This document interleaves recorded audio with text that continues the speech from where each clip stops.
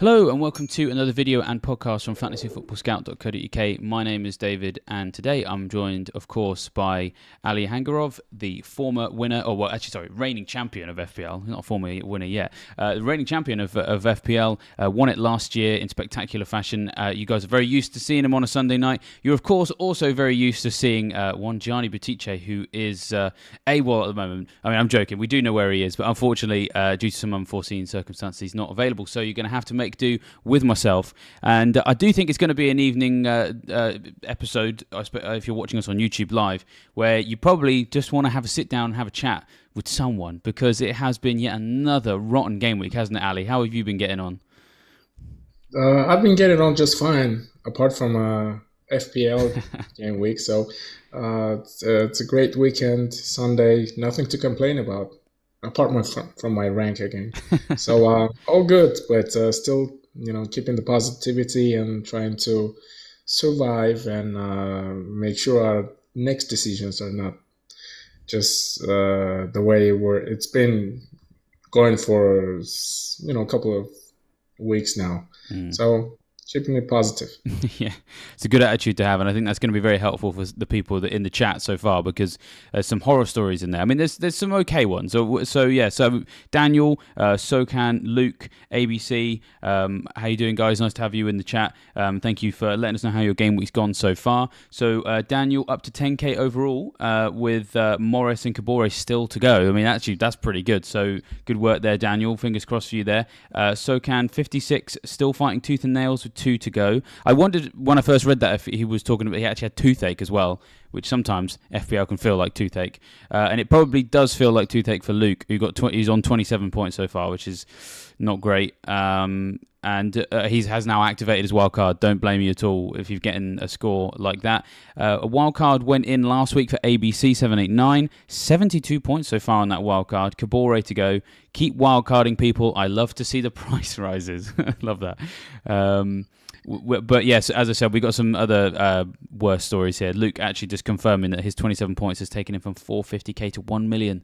Oh, well, you're in the right place, Luke. We're going to try and make you feel a little bit better about your team. As Ali says, sometimes when you get these rubbish game weeks, you need a little bit of external influence to keep you calm, making those decisions with a cool head instead of a rash one.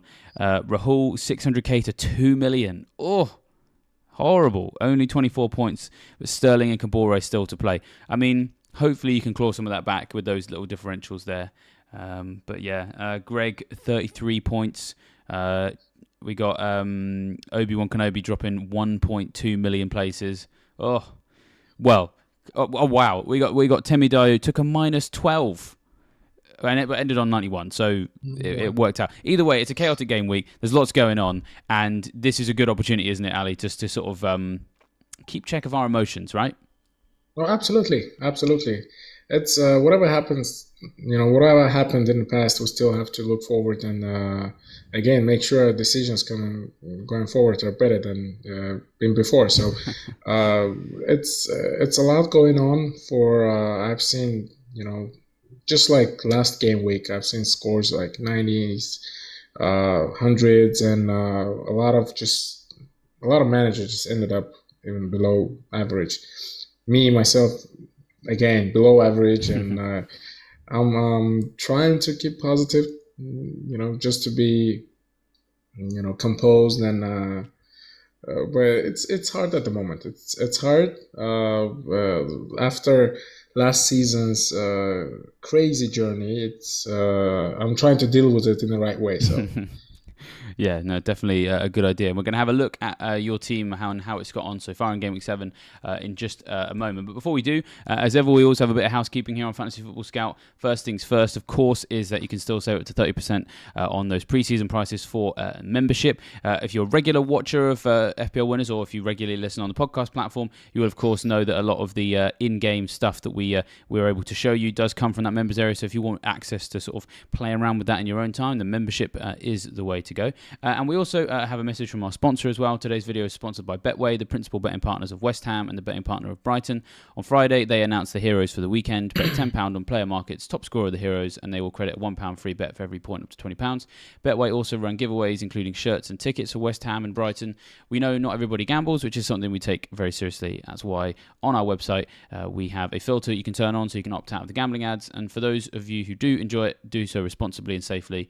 There's more info about Betway in the description. You have to be 18 and over. And of course, we encourage everybody to gamble responsibly and to be gambleaware.org. When the fun stops, stop, which does in many respects sound like a little bit of an FPL adage as well at the moment, especially in a week, Ali, where it's not gone very well for you, as I said, like most of the people. So there is some solace to take in the fact that we're kind of all in the same boat in many respects. But yeah, do you want to talk us through how your game week's got on so far? And for the benefit of the podcast listeners, perhaps just sort of list through who's currently in your team. So I'll list through my players in my 11. So Pickford in goal, Saliba, Schär, Estupinian, Rashford, Foden, Maddison, and Saka in the midfield. Wilson up top, Haaland as a captain, and DCL, Dominic Calvert-Lewin. Two of my transfers with a hit were Big Dom, and I brought Schär in. Schär. I'm trying not to butcher his name, but I believe it's pronounced Fabian Schär. It's like the singer. Fabian Schär. Okay, so these were my two transfers. I got rid of Chilwell and a bench fodder Obama. So basically, it was a positive transfer.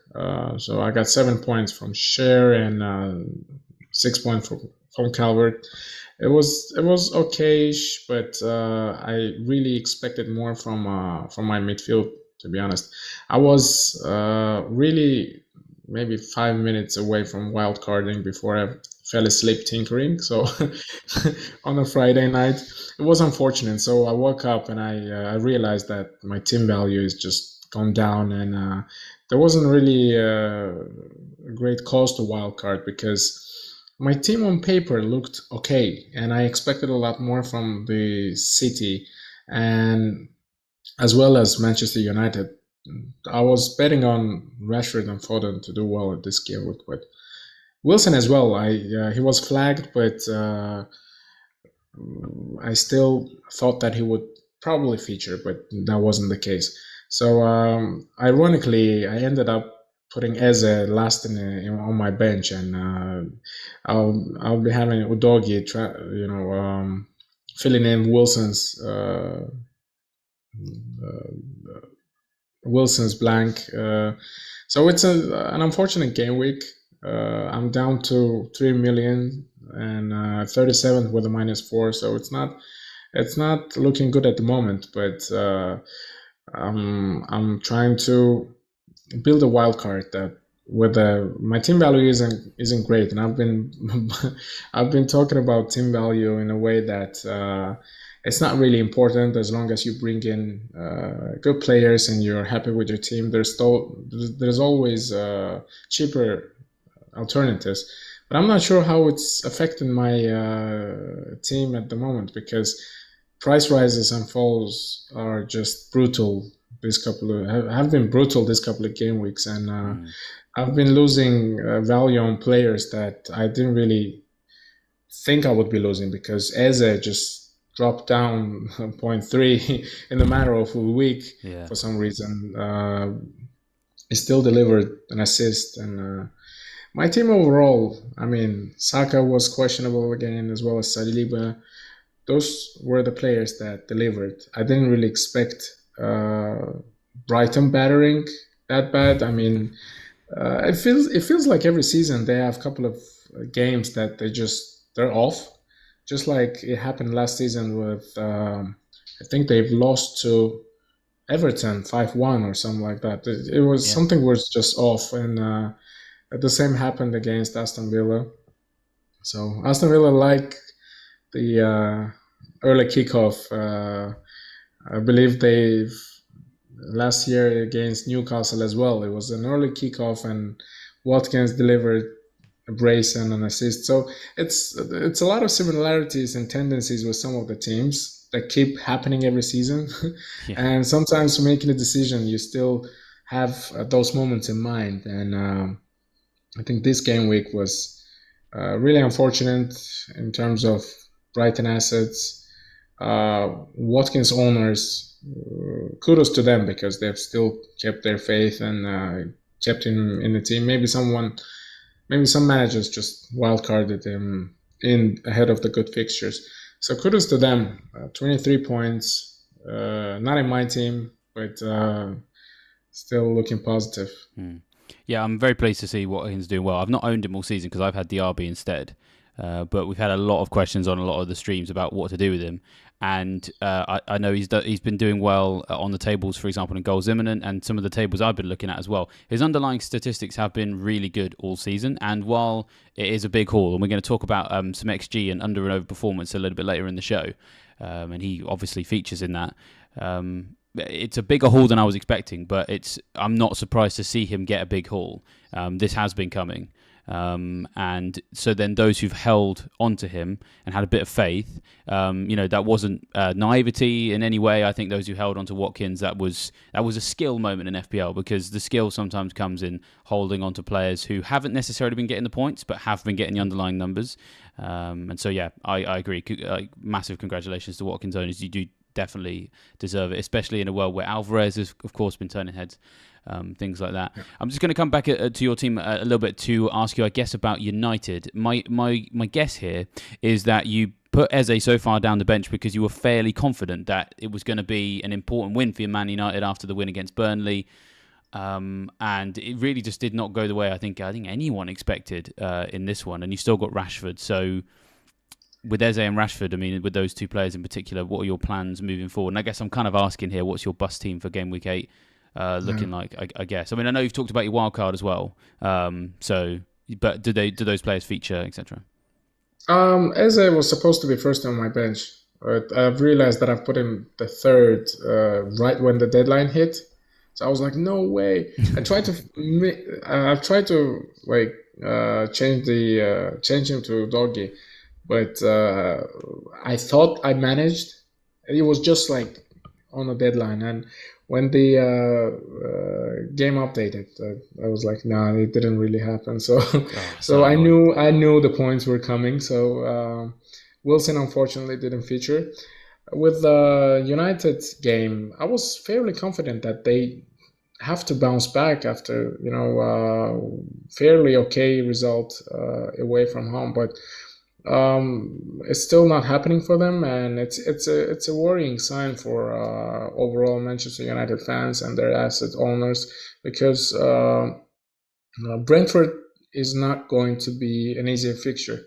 So I expect a lot of goals in that fixture, and looking at United midfield, Rashford and Bruno, I still think that for those, I'm trying to hold on to my wild card until game week 9 maybe, because there's international break in between 8 and 9, and I really think that wild carding this game week could backfire, but I'm still uncertain. If I have a couple of main players injured and maybe ruled out for the next game week, I think I'll pull the trigger.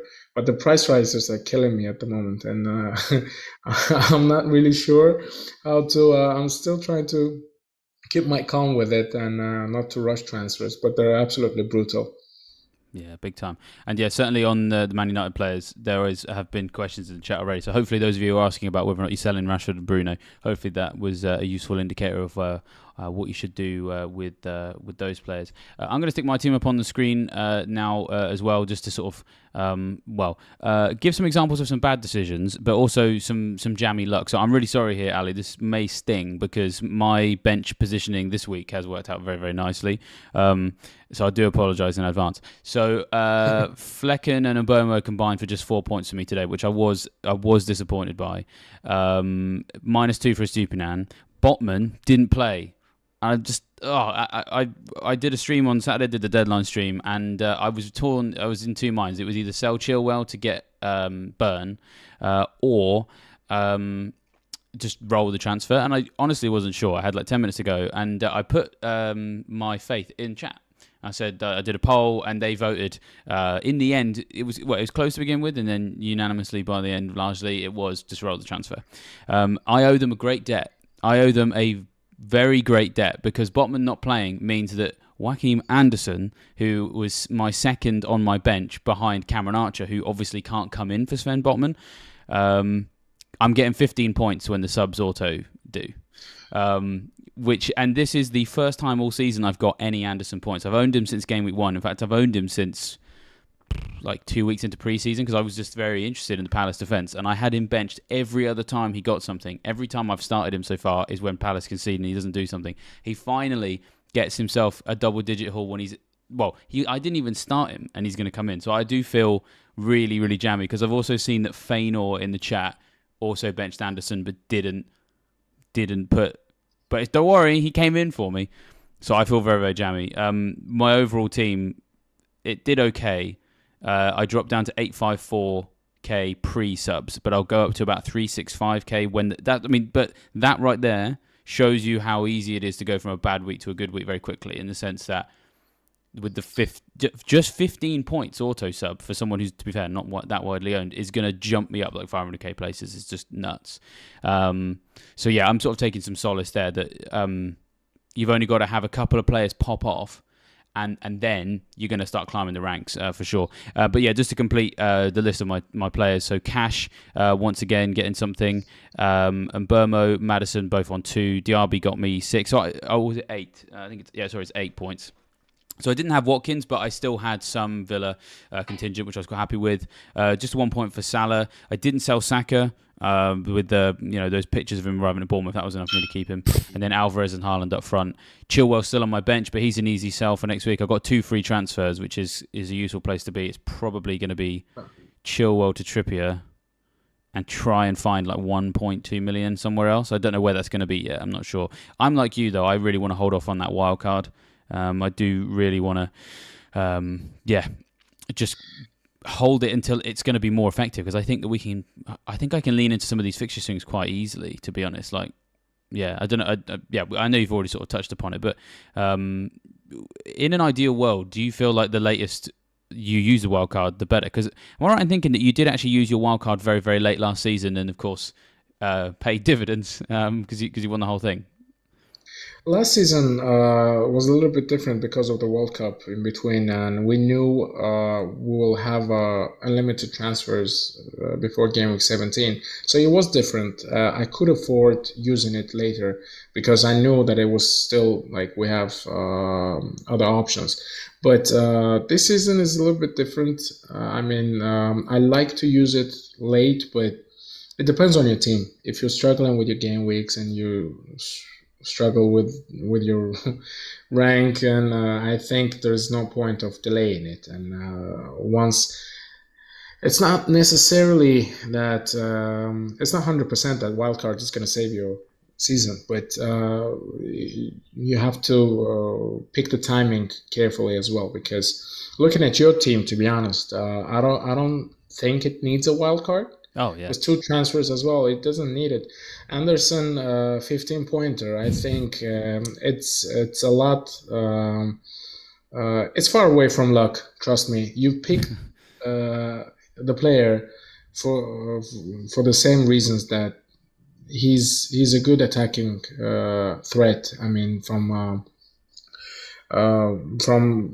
Palace defense, because he's always scoring points. He's always assisting, scoring.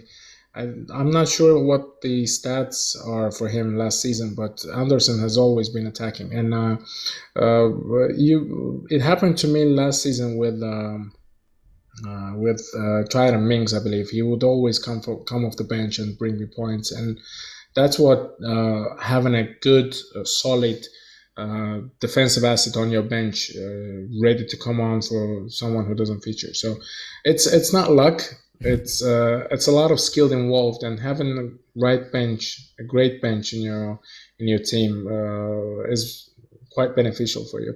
And looking at your team, you're well set up for next 3 or 4 game weeks with Diaby, with I think you have two free transfers and maybe some of the questionable assets in your team are Chilwell and Botman is injured, so we're not sure for how long, but he's easily benchable. So Palace have a good fixture against Forest at home, maybe a potential clean sheet for Anderson.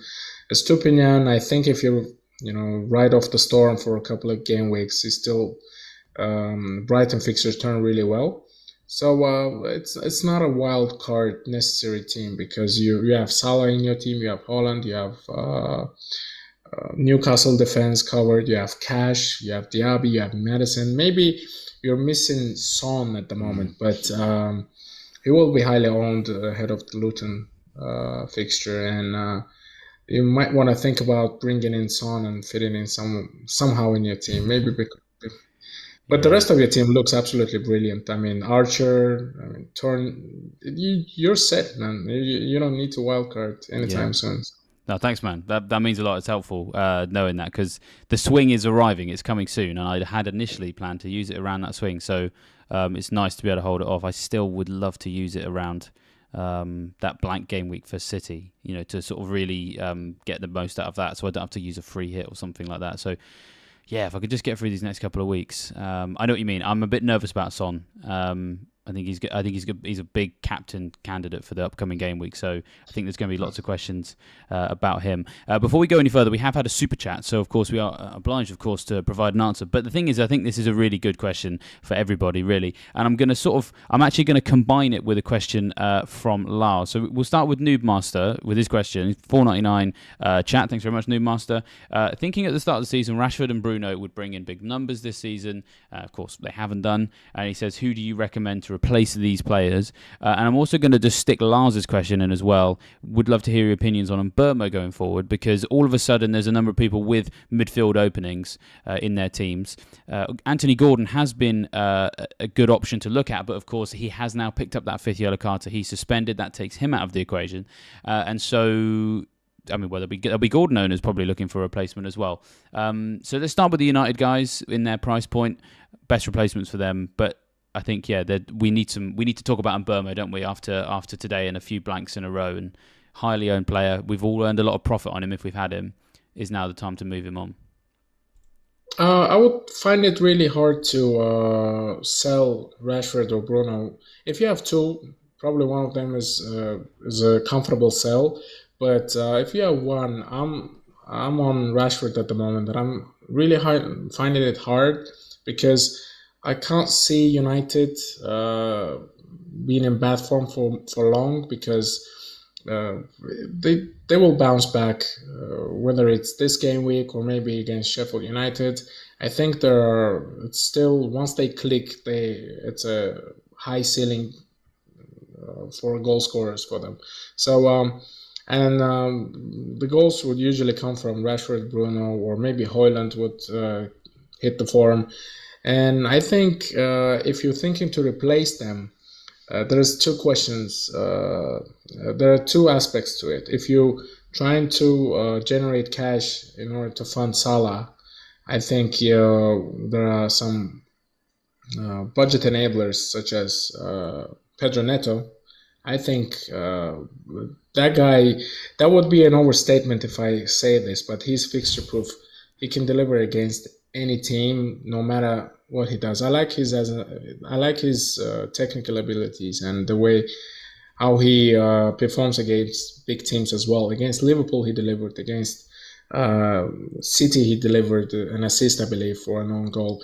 And for that price point, there are not many options. With Gordon and Neto, I think he's definitely nailed. He's on some set pieces, maybe on penalties as well. We haven't had a penalty from Wolves yet, but he's their main guy, and I think he's a great pick if you need to fund Salah. For the rest of for the rest of the assets in the same price bracket, I think Arsenal assets like Odegaard will be really, really popular because he's taking penalties from time to time, and he's always amongst the goal involvements.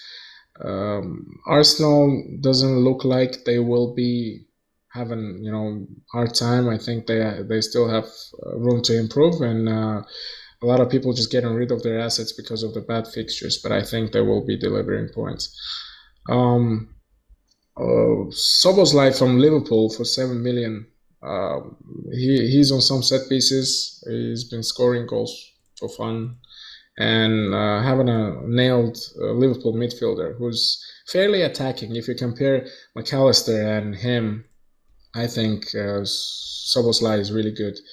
Richarlison from Spurs, ahead of good fixtures. I think Johnson is injured at the moment, and he has a good chance of featuring in the starting 11. So he will be in and around points as well, I believe. So there's a lot of options in the midfield if you're looking for Bruno or Rashford replacements.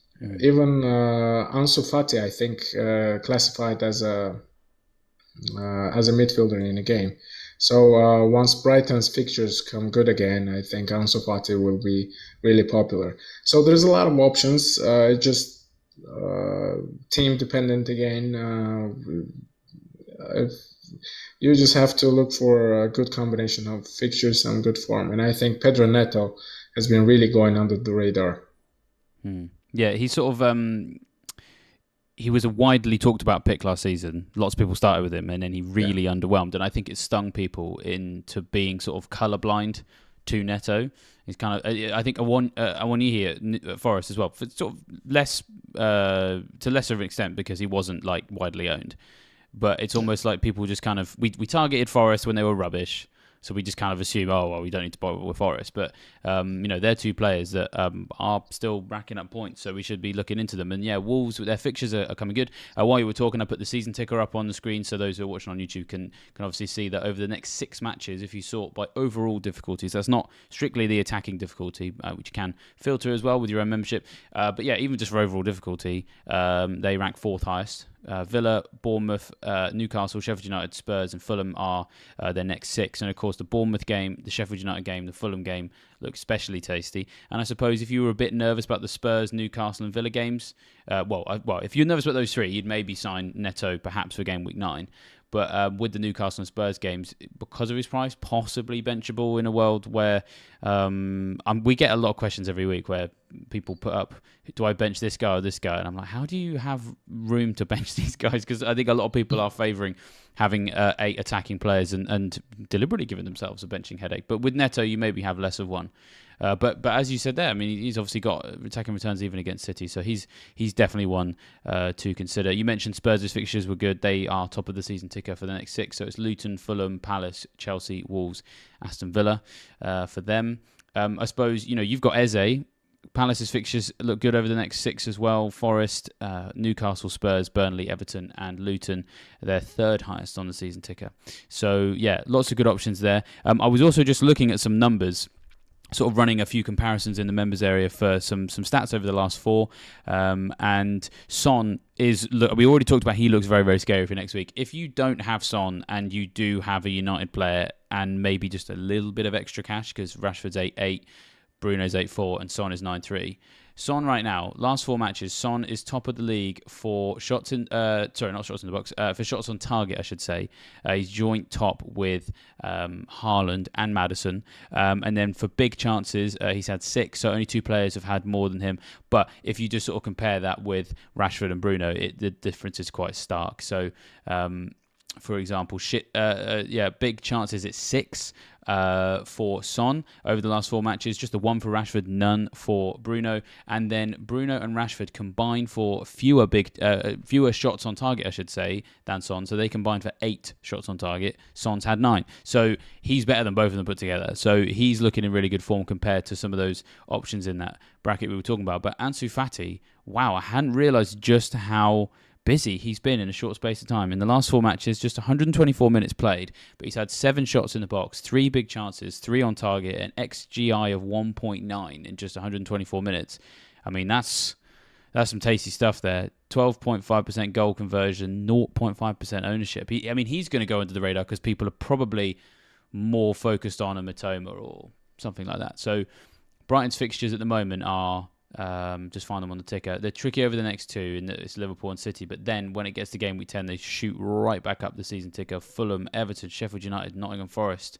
Oh, the Brighton players are really going to light things up. So, yeah, some timing things in there as well. If you're going to be selling your United players, maybe Brentford and Sheffield United next two, give them another go. It's a bit annoying. Every week I feel like we all say this, don't we? Give them another go. And then we get more of these questions like, oh, it still didn't work. What do I do? So certainly some options in there. So we've got probably about time for sort of 7 or 8 minutes left to go. And we do, of course, like to talk about how things have gone this weekend. And so I'm just going to stick the results up on the screen and sort of go through some of the key underlying numbers that have underpinned some of these games. So I'll just obviously just sort of remind people of some of these scores. So Aston Villa 6, Brighton 1, Bournemouth 0, Arsenal 4, Everton 1, Luton 2, Man United 0, Crystal Palace 1, Newcastle 2, Burnley 0, West Ham 2, Sheffield United 0, Wolves 2, Man City 1, Spurs 2, Liverpool 1, although probably going to be an asterisk next to that fixture for the rest of history. Nottingham Forest 1, Brentford 1 are the results we've had so far. Quite a lot of surprise results in there. And what that's mean for, well, I'm going to put the XG stuff on the screen. It's actually the XG that can perhaps tell us more stories about this game than some of these scores, right? Yeah, absolutely. I mean, looking at the XG underachievers and overachievers, you could we do it every game week, every Sunday, and sometimes there are players that on the same list, and you could see a pattern of it happening, and whether their good form is sustainable or not. So Almiron is back, and are we looking at the over or? Yeah, we've got the overachievers up first. Yeah. So Almiron is back at his favorite position because he's been scoring a lot from low XG positions, just like last year, and his goal was an absolute screamer from 20 or 30 yards and top bins. I think we've seen it last season, and his second after Watkins. Watkins, despite of scoring 3 goals, I think some of those points, FPL points, were really lucky because the own goal for his assist or deflection, it's a bit harsh to say it's lucky. It's still a great hat trick. It was a great performance from him, but you could see that his XG is it's not even 1. So his first goal, I think, was a low corner, and the shot was really going down low and with low speed. It's hard when you look at the numbers. You could see that the 3 goals out of 0.8 xG is just unbelievable, and I'm really not sure whether he's still a good option ahead of good fixtures, but you never know with Watkins. Sometimes he's just explosive enough to go off and deliver you a double-digit haul. So Jacob Ramsey, it's again, he's always scoring screamers outside the box, and just like this game week, it says a lot. I mean, what is it? 0.07 XG. 0.07, yeah. So 0.93 of a delta. Huge. Yeah, it's huge, absolutely huge. And Ben White as well. It was a good header. I mean, but still really hard to score. We don't see a lot of goals from Ben White. He's fairly attacking, but if it's a header from a set piece, we would expect maybe Gabriel or Saliba be at the end of it. But Ben White has managed to score this game week. Alvarez scored from a free kick. I mean, it's been coming because he would take some of the straight free kicks for the City, and he was close a couple of times, but every time I don't own him and he's on a free kick, and I feel like he would score because he's got a good right foot on that.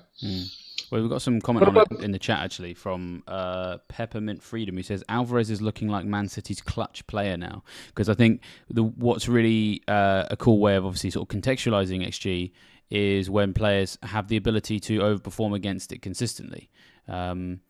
And Watkins, to be honest, is kind of an either or. I mean, we're going to have a look at underachievers in a minute, and we have seen him on the underachievers a lot. He's someone who tends to even out quite well. And so he will underachieve some weeks, overachieve the next, and it largely levels out throughout the course of the season. Now, we haven't seen... this is Alvarez's first proper season, really being a regular starter in the City side. So it's hard to say where it's going to go from here. But we've seen a lot of Man City players over the years very good at consistently overperforming against XG, because that's simply what the best players in the world do. They take very difficult to score opportunities or very difficult to assist opportunities, and they turn them into the real deal. And it kind of looks like, once again, Alvarez is showing he can just, most weeks, record relatively low XG and still come away with something. And that's really useful for FPL managers, isn't it? Absolutely. In terms of Alvarez performances, I think the injury list is long enough for City to play him every week, and he's really proven that even as a number 10 in that City lineup, I think he still manages to score goals, and I believe he would ideally be used as a Haaland replacement, or sometimes rotating Haaland, but due to injuries, he's been playing as a number 10. And looking at that young potential great athlete, you could see that he could deliver from anywhere. It doesn't matter. He's taking set pieces, he's taking direct free kicks, he's taking even long distance shots. I mean, he's got everything in his locker, and he's young enough to be playing 2 or 3 games in a short period of time. And I think Pep likes to give some of their players rest down in the middle of the season, but at the moment I don't see him resting for a while because of long-term injuries to Kevin De Bruyne. I'm not sure when Bernardo Silva is coming back, but they're really thin on a squad depth. So yeah, it's a useful time for City to be kind of short of players. We obviously don't wish injuries on anybody, but it does make life easy for us. And I suppose the one thing with Alvarez is that, in theory, we might see him get start games and then come off if City can kind of run away with it a little bit. We haven't seen that in the Premier League too much yet, which is probably the best way round, because Alvarez has actually completed 90 minutes in 5 of the 7 game weeks so far. And then in terms of the 2 that he didn't, 89 minutes played against Fulham, goal and 2 assists there, 14 points. That was his actually biggest haul of the season. He did, of course, play 56 minutes against Forest, but I think we all know that's a bit of an anomaly because Rodri doesn't normally lose his head at all, let alone in that kind of fashion. So the chances of that sort of happening again, of course, are quite slim. So we're fairly confident he's going to keep getting the minutes where it matters for us, which is definitely very important. Let's move on to the underachievers then, which is actually, if I'm being honest, one of my favourite things to look at, because this is one of these tables that usually helps us understand whether or not we should sell someone, because we quite often, just on all the shows, get questions like, this guy's not been delivering, do I hold him? And the answer to the question usually lies in maybe an XG underachievers table, or perhaps some individual tables on things like shots in the box, big chances, shots on target. We need to find out, to what extent are these guys having a go? And if they're having lots of opportunities and they're not quite delivering, then maybe they are due a goal. And interesting to see, we've got Isak, Richarlison, Diaz, and Estupiñán. All on the list of underachievers for Game Week 7, as it was before the Brentford Forest game. So I'll throw to you, Ali, to sort of talk through some of those guys. I'm just going to double check what it looks like after the Forest game, because of course it might help us talk about Mbermo. So anyone stick out here for you? It's with Isak. He's always Newcastle attack has been really good, even recently, even last year. If he starts, it's just a matter of minutes, because once Wilson is fit, you never know who's going to be starting because of the Champions League rotation. And the wingers at Newcastle at the moment with Anthony Gordon and Almiron, and maybe Barnes is injured, but you never know what the starting lineup looking like. And I think it was good XG of 1.83 for Isak. He's a good option as long as Wilson is injured. But I won't be looking. I wouldn't be looking at him long term if I have a good alternative. With Richarlison, again, he started because of the injury for Johnson, and he's done well. I've seen the highlights of the game, and he was really active. It's the managers were really unfortunate with him in the beginning of the season, but I think once it start clicking, I think it was with Son up top. Richarlison is fairly has done well against Liverpool, and you could see that on the chart as well. He should have scored. He could have scored. I think points will be coming for Richarlison as well, as I mentioned before. Garner from Everton. It's good numbers, but I wouldn't be backing Everton attack. I would only pick Dominic Calvert-Lewin because he's a striker, and the rest of them is just it's hard to rely on them because they don't score many goals. For Liverpool's Luis Diaz, I'm really positive about him because there are a lot of managers that don't have funds for Salah. So if you have a midfield spot for a Liverpool player, I think Diaz is a really good option, and he's done well this season. And I don't see him if he's fit. I think he's in a starting lineup for Liverpool. And Jota is suspended for next game. I think he will be starting on the left flank, and he could deliver big against Brighton.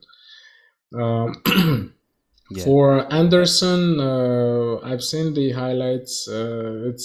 He's had a couple of good moments, but that's probably because of the opposition, and I don't see him, performing those numbers against big teams. Estupinian, it's Estupinian. We know what to expect from him. He could end up hauling against a big team in any game, so it doesn't matter for him. He's always attacking. He's always bringing clutching good numbers in terms of XG. So it was an unfortunate occasion for Brighton fans and Brighton asset owners as well. Emil Smith-Rowe had a big chance denied by the goalkeeper and should have scored that. You could see him after the game really disappointed that he should have taken that chance because he doesn't really get into Arsenal's starting lineup, and it was really disappointing. He's on this list for a reason, but I don't see him starting over other Arsenal starting 11 players. So, and Diaby, maybe you would expect a lot more points from him in a 6-goal game, but I think he's ended up with 2 assists, and it's not too bad. It's Aston Villa fixtures looking great for the upcoming 5 or 6, I believe. So he's a good option to have in your team, and I think a lot of wildcarders will have him. Yeah, I think so. And I'm increasingly feeling very smug that I've had him since Gameweek 1 because he's earning me money and points, which is nice. And while you were going through that, I have managed to get a little bit of stuff on Mbermo. And interestingly enough, when you do sort of refresh this table, Mbermo actually replaces Diaby on this list because Mbermo today, but it's so close. Mbermo today, he was obviously got nothing, but his XGI was 0.43. And so, therefore, he underperformed by 0.43, which would knock Diaby off by 0.01. But it's worth mentioning him again because it just means that he is still trying. And when the game week, well, actually, maybe the game week, we still got games to play. We've got Chelsea and Fulham, still got Luton and Burnley to face each other midweek. So maybe Mbomo gets knocked off. But the point is he's at least in the conversation about underperformance.